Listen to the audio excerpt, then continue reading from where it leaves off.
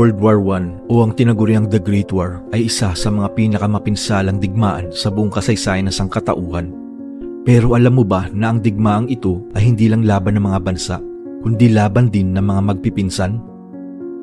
Noong panahong iyon, halos lahat ng bansa sa Europa ay pinamumunuan ng mga hari at ang tatlong pinakamalalaking kapangyarihan na sangkot sa unang digmaang pandaigdig, ang Germany, Britanya at Russia, ay pinamumunuan ng mga hari na magkakamag-anak. Tama ang iyong narinig, magkakadugo sila, ngunit naglaban pa rin sa digmaan.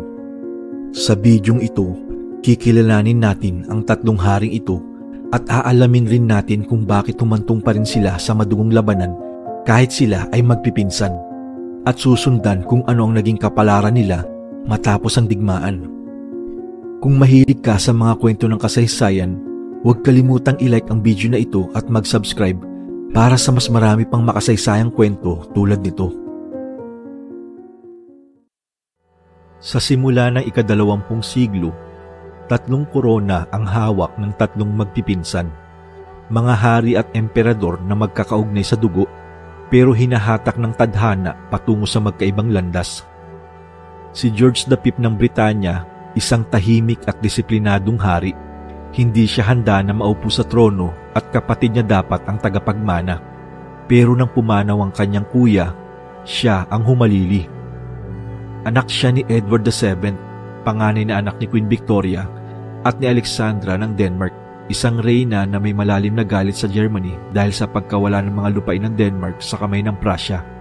Ang galit na iyon ay dala-dala rin ni George. Si Kaiser Wilhelm II ng Germany, masalita, ambisyoso at madaling magalit. Apo rin siya ni Queen Victoria sa pamamagitan ng anak nitong si Princess Victoria na ipinakasal kay Frederick III ng Germany. Pinanganak siyang may kapansanan sa kaliwang braso at lumaki na sensitibo at sabik patunayan ang sarili. Lalo siyang naging mapagkumpetensya laban sa Britanya at may matinding alitan sa kanyang Uncle Bertie o si Edward VII na tinawag pa niyang The Old Peacock.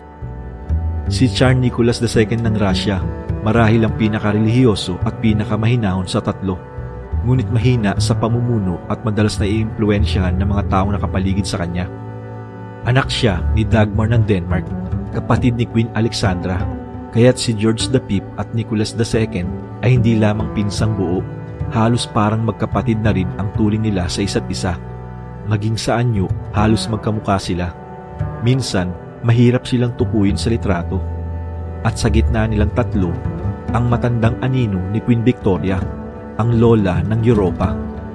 Sa kanyang panahon, naniniwala siya na ang ugnayan ng mga maharlikang pamilya sa buong kontinente ay magpapanatili ng kapayapaan.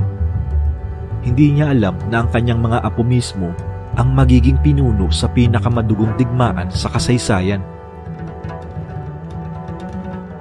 Sa ibabaw, tila masaya ang larawan ng isang malaking pamilyang maharlika.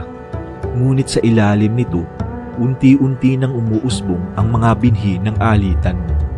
Si Kaiser Wilhelm II, kahit lumaki sa impluwensya ng Britanya, ay lumaking may pait sa kanyang Uncle Bertie, si Haring Edward VII. Tinawag pa niya itong The Old Peacock at minsan pa'y itinuring na halos satanas.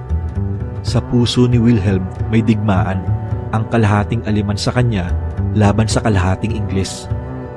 Kada kilos ng Britanya sa dagat o kolonya, tila hamon ito sa kanyang dangal.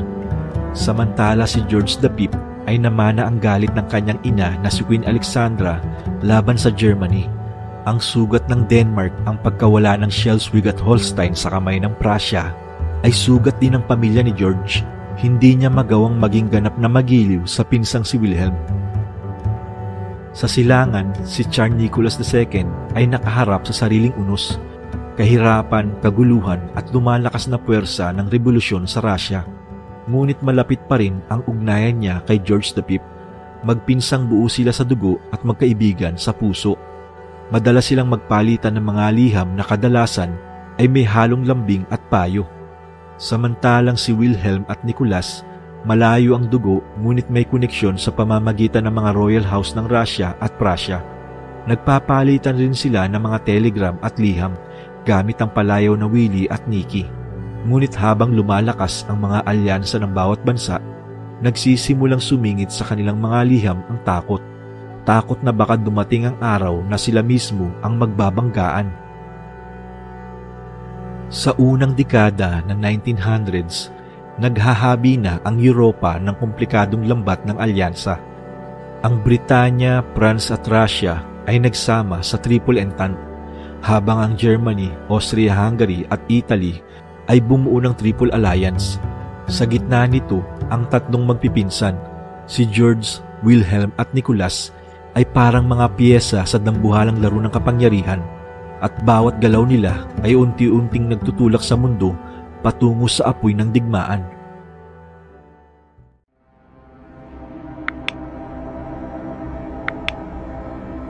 Taong 1914, ang Europa ay parang baril na matagal nang nakakasa. Kailangan na lang kalabitin ang gatilyo. June 28, 1914, sa lungsod ng Sarajevo, pinaslang ng isang Serbian national ang tagapagmana ng trono ng Austria-Hungary, si Archduke Franz Ferdinand. Isang insidenteng nagpagulong ng malawakang kaguluhan sa buong kontinente. July 28, 1914, eksaktong isang buwan matapos ang pamamaslang, nagdeklara ng digmaan ang Austria-Hungary laban sa Serbia. Para kay Tsar Nicholas II, ito'y personal. Protektor ang Russia ng Serbia, kaya't nag-utos siya ng partial mobilization ng hukbong Ruso. July 30 to August 1, 1914, nagsimula ang domino effect. Ang Germany na kaalyado ng Austria-Hungary ay nagdeklara ng digmaan laban sa Russia noong August 1. Para kay Kaiser Wilhelm II, masakit ang desisyong ito. Ang kanyang pinsang Nikki ay ngayon ay magiging kaaway. August 3, 1914, sumunod ang Germany ay nagdeklara ng digmaan laban sa France na kaalyado ng Russia. Isinagawa ang Schlieffen Plan, isang mabilisang paglusob sa France sa pamamagitan ng Belgium. August 4, 1914, nang lusubin ng Germany ang neutral na Belgium, pumasok na rin sa gyera ang Britanya upang ipagtanggol ito. At para kay George V, wala nang atrasan. Kailangan niyang harapin sa digmaan ang kanyang sariling pinsan na si Wilhelm. 1914 to 1916, mula sa Battle of the Marne hanggang sa Battle of Verdun at Somme, ang Europa ay nalunod sa dugo. Mahigit 1 milyong buhay ang nawala sa ilang kilometro lang ng lupa. Ito na ang panahon ng trench warfare. Mabagal, mapanira at walang awa. 1917, sa Russia, bumagsak ang pamahalaan ni Tsar Nicholas II sa kamay ng Rebolusyong Bolshevik. Tinanggal siya sa trono at siya at ang kanyang pamilya ay ikinulong. Samantala, pumasok sa gyera ang Estados Unidos, dagdag lakas para sa Allies. November 11, 1918, matapos ang 4 na taon na walang kapantay na karahasan, nilagdaan ang kasunduang tigil putukan noong November 11, 1918. Tapos na ang Great War, pero wasak ang Europa at wasak din ang buhay ng tatlong magpipinsan.